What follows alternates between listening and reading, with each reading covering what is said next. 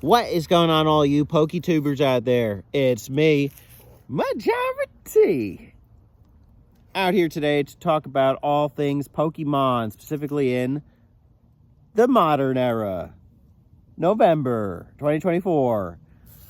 That's right, the state of Pokemon is not good. Everybody's bashed on it since the dawn of time. Pokemon has always been quite the finger wagger. People like to point and blame the Pokemon for their children's demonic tendencies, but I'm here to do some of the opposite. I'm here to give respect, give praise, while also being realistic. Subscribe if you want more edgy takes, or not so edgy. I don't think I'm that edgy, but I do think I am real, I am honest, and I will tell you how I feel about the pocket monsters. There's a monster in my pocket, and it seems to have escaped me. But I want to talk about Pokemon. I do love this series. I have grown up with it since the Game Boy Color. Back in the days, I played Pokemon Red that way. I know it was a Game Boy game, but it played in color on the Game Boy Color. It was a nice feature of the Game Boy Color is that it gave you like 4 pixels of color. So I always loved playing Pokemon on the Game Boy Color, whether it was Gen 1 or Gen 2. And I also enjoyed Gen 3. When I played Emerald, the gameplay systems were developed even further. It became a more complex experience, and there were more Pokemon, more type matchups. And I even went on through Gen 4. I played more of that. I played a shit ton of X and Y. I skipped Black and White. And then I played Sword and Shield and kind of just forgot about that. And in the modern era, Pokemon games have been somewhat cursed in the sense that they haven't really reinvented the wheel in striking ways for most people. In fact, they've been more lackluster than anything and disappointing, with things like frame rate dips and just general performance issues and uninspired Pokemon. But that's a complaint as old as time. I mean, I feel like I've been hearing that since Gen 4 with the garbage bag Pokemon. And even before then, you know, I mean, the first generation was like all fresh pickings, so you could basically go with any animal or plant life, and so, you know, the world was at your disposal. And after that, it's become significantly tougher, and Pokemon has just somewhat been on that steady decline in terms of its ability to truly innovate. I really don't think you can truly innovate much past the first generation of something. You can, but nothing will ever be as innovative as when it's at its inception, in my mind anyway. This is just an opinion. And Pokemon has been that victim, right? Like, we started with like it being the pinnacle, it being never really done before, to okay, we've done this over and over and over every year. And so people get really tired of that same formula. I'm not team innovate always, but I do think that a fresh coat of paint is sometimes needed. And it actually did receive one in the modern generation that I think is very much appreciable and overlooked today. I think people tend to write off modern Pokemon and say that it's done, it's cooked. I think they're wrong. I think the sales figures prove otherwise, and if you look up the best-selling Switch games of all time. But, you know, people gotta give the modern Pokemon its praise. Not that one. This one. Pokemon Legends Arceus.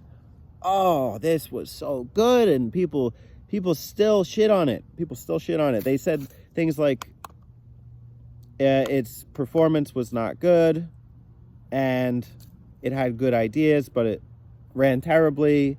And I think that kind of just misses the point. Now, I understand the Pokemon Company should have lots of money to be able to invest into their projects, but for a spin-off title that is unique in the franchise, what they did is still really impressive. I think of Pokemon Arceus as sort of like lo-fi Pokemon. It is such a chill experience, which is why it fits right at home with me. I'm the chillest of the chill, as I've been dubbed before. And this game is so chill. Listen to this game's soundtrack in somebody's like compilation of it. There are so many really chill songs in this game that are just so easy to decompress to.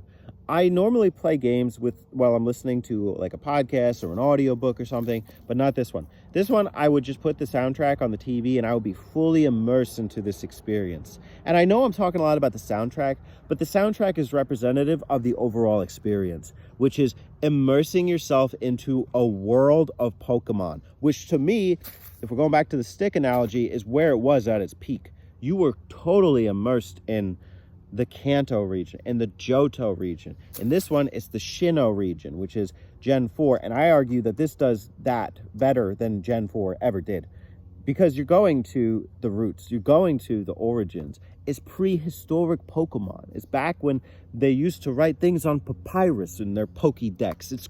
It's so novel, and I don't know what they were thinking when they made this game, but they had the bright minds working there. They're like, what if we went back to ancient times, and then with the ancient Pokemon like Arceus, and saw Pokemon in different variations, and consider how they've evolved over time, and how ghosts have infiltrated the region, and now they've become second types and things like Typhlosion?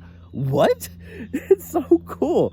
It's so cool, and the whole premise is you're the archaeologist, you're the student, you're the disciple, you're catching multiple versions of the same Pokemon to study their differences, and it all works so beautifully. It eliminates things like the you caught a Pokemon. No. This is just throw the ball, catch it, great, 10 XP plus in the corner. You know, I know I haven't really dabbled in it, but that Pal World game got a lot of praise for like being like a novel kind of Pokemon game. I think that this game should also be respected for doing something along those lines, because it's so seamless in my mind. I know there are frame rate issues when you look at some of the Pokemon in the wild, but I still think it's such a great experience. Like I have tons of memories that are standing out from this game, and I have not played it in almost 2 years at this point. I played it in December of 2022 and January of 2023. And I also played Scarlet later, so maybe late last year, and I have more memories from Arceus. I remember dropping down from the sky and having the voice of God Pokemon talk to you. I remember exploring every nook and cranny of the worlds in this game, and coming in locations where there's like a pool of raging Gyarados. Classic to me, I love that.